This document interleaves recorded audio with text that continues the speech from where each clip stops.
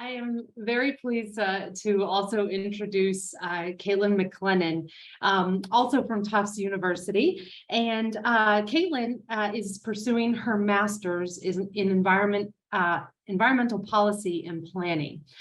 Through Caitlin's work, also an incredible work, not just the output, but also the amount that was accomplished.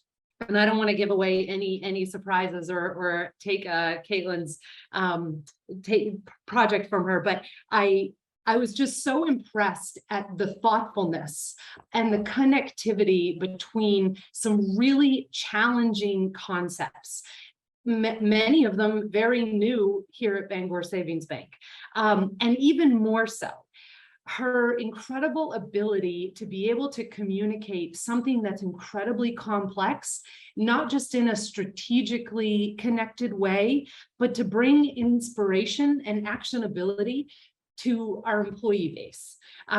So with that, I also want to include, outside of her work at BSB, Caitlin has also been working with the Trust for Public Land in Boston, and it's just been incredible to see the volume and the passion that has gone into all of her work, and it's been an honor and a thrill to be able to work with Caitlin. So with that, Caitlin, you're up next. Oh my goodness, Sandra, it's too much. Thank you so much. It has been such a pleasure to be at BSB through the University of New Hampshire Sustainability Fellowship. I am honestly just so filled with gratitude today, you guys, both to my mentor, my fellow Artie, Alexis and Fiona, and the entire University of New Hampshire Sustainability Fellow team. So, before we get into the results and impact of my project, I wanted to quickly orient everyone in their own definition of sustainability and about what that might mean for a mutually held financial institution like Bangor Savings Bank. I'm sure all of us have a slightly different vision for a sustainable society or economy, or fill in the blank here for your sector of expertise. To me, sustainability is about the pursuit of economic, environmental, and social prosperity. We're thinking about whole and just systems change that creates a circular economy in which ours and future generations are provided and cared for by a planet we mutually respect. But that's just me. I needed to understand what sustainability should or could mean for Bangor Savings Bank. Now, banks are a heavily regulated industry, and understanding that framework was honestly a top priority for me. I also knew that my mentor wanted and needed a robust collection of information and resources, and that the bank was at the very beginning stages of its sustainability journey.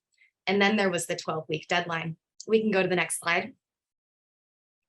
So in that vein, I give you Bangor Savings Bank's sustainability prioritization framework. Instead of creating a roadmap that outlines when to take which steps, I created a decision-making tool to help my mentor navigate the world of sustainability and sustainable finance with our stakeholders and our priorities in mind. This framework considers greenhouse gas reduction, employee priority. I also have contribution to a just and circular economy, cost estimations, and effort estimations. You can see it here presented in like a check the box Excel format, as well as a flowchart version, which really emphasizes the connectivity between strategies and different parts of the framework. I also have two other major deliverables, the first being a shared definition of sustainability. This definition really builds on the ethos of responsibility, individuality, stewardship, and respect already present in BSB's corporate values. I took the definitions of personal and institutional sustainability gathered by an internal employee survey to create this overall definition. I will let you folks read in the interest of time. Next, we have our resource hub that Sandra had wanted from the very beginning. This BSB-oriented sustainability Kickstarter guide includes a waste audit toolkit, green procurement information, the beginnings of an institutional and employee engagement education materials, and certification and policy overviews, all relevant to BSB. Next slide, please. So what? In addition to providing a valuable decision-making tool to Bangor Savings Bank, I was also able to uncover 3 essential priorities for the institution to pursue as soon as possible. First, we need to start with culture. Integrating sustainability into employee education materials, institutional practice hubs, implementing local green teams are just a couple of ways that BSB could start bringing employees to the table when it comes to sustainability management. Additionally, it's essential that BSB conducts a climate risk assessment for their assets and portfolios to truly understand that level of financial risk related to climate change. This will also allow them to strategize the implementation of a sustainable wealth management portfolio and create a more resilient asset base for customers as we face these physical and transitional risks. Last but not least, streamlining our waste management and recycling processes, as well as eliminating waste streams, was an articulated employee priority while allowing BSB multiple engagement and education opportunities throughout those waste reduction programs. So I have talked enough. Thank you folks so much for having me, and thank you for this opportunity. Wow, outstanding presentation, Caitlin. Really just amazing the amount you got done in the summer, the depth in which you've done it, and the articulate way you present it.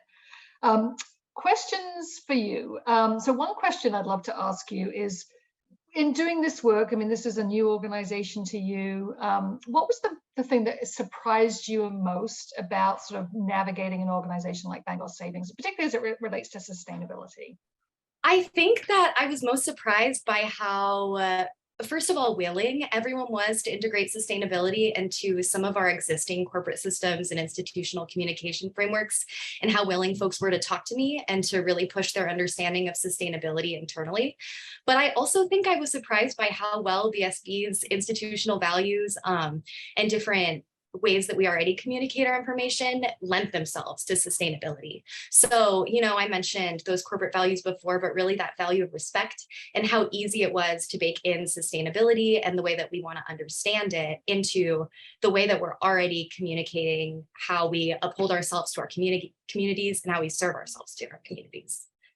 Yeah, I think what you're really reflecting on there is that, so, you know, as a mutually owned bank, right, as opposed to a shareholder-owned bank, those values have been embedded in Bangor Savings since it was founded, and they continue to be so relevant today.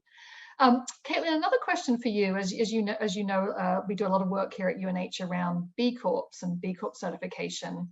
And there are a number of banks in Maine, similarly mutually owned banks that are in Maine and New Hampshire that have sought or are pursuing B Corp certification. And I'm wondering kind of if that was part of your consideration set when you were putting your toolkit together for Bangor Savings. That's a great question. And I did include multiple different frameworks in my analysis when I was putting together that decision-making criteria. We are trying to keep our options open when it comes to certifications. There's a lot out there, and there's a lot of different ways that BSB wants to really understand sustainability and what those frameworks are for us before we commit to one. So, you know, where we have completed some of those assessment questions, where we've kind of benchmarked ourselves against B Corp, we are still using it as just one of many different certification models to base our strategies off of.